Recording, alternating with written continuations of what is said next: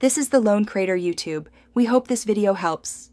You begin by signing into Snapchat on the device where you still have access. This is necessary because Snapchat does not let you remove an email without account access. Once signed in, open Settings, then tap Email. You need to verify any changes, so make sure your Gmail inbox is open too. If Snapchat prompts for password reentry, provide it.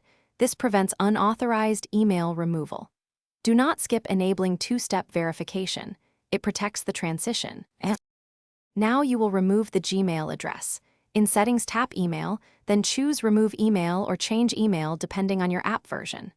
Snapchat will ask you to re-enter your password and send a verification code to the address on file. Enter that code. If you plan to replace Gmail, add the new email first and verify it, then remove Gmail. This two-step ensures you don't lose access.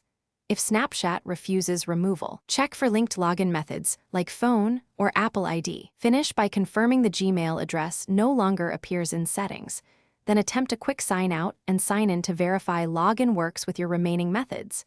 If the email still displays, clear the app cache, restart the device, and try again.